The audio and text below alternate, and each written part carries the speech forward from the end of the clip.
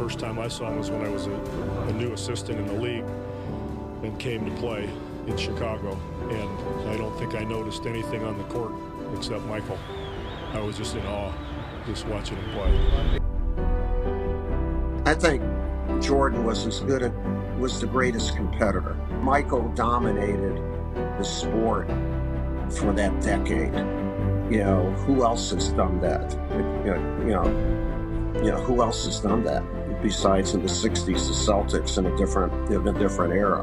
So that competitiveness and making everybody around him come up to his level as close as possible, I think really that's a talent. That's a talent where your talents then are used at the highest level because you make the environment around you play at that level. Kid is just an absolutely great kid. If I were going to pick the 3 or 4 best athletes I've ever seen play basketball, he'd be one of them. I think he's the best athlete I've ever seen play basketball, bar none. If I were going to pick people with the best ability I'd ever seen play the game, he'd be one of them.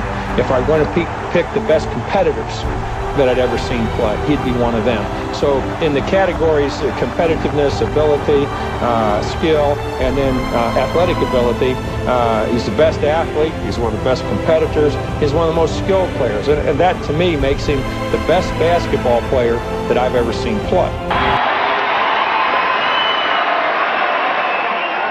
This is for Michael and to Michael, and in honor of your greatness, Michael, and for all you have done for the game of basketball, and not only in the NBA, but for all the fans around the world.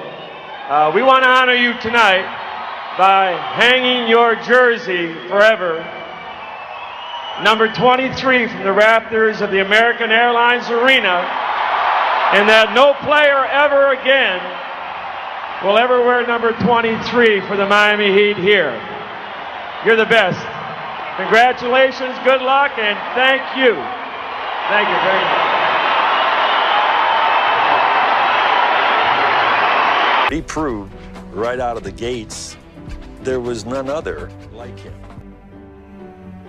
Best player ever is still Michael Jordan. He's just the greatest. If you really wanted to get a look into Michael's soul, you would actually watch a practice, not a game. When you watch somebody that talented, that focused in practice, that hardworking, that dominant in practice, I mean, he made every single drill feel like Game 7 of the finals. That's how competitive he was. And he just set a tone for himself and for the whole team with the way he approached practice. And that was pretty unique. People know the game was so much more physical back then.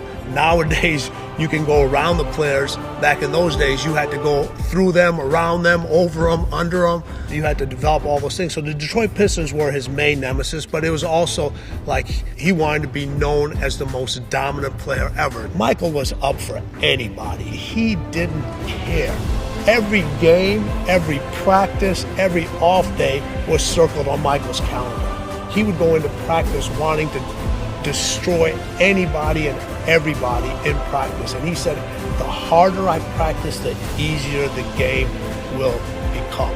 He did everything to an extreme so it would actually make the games much easier for him. It worked. Every single practice, every single training session, every single game, Michael always gave you a wow moment.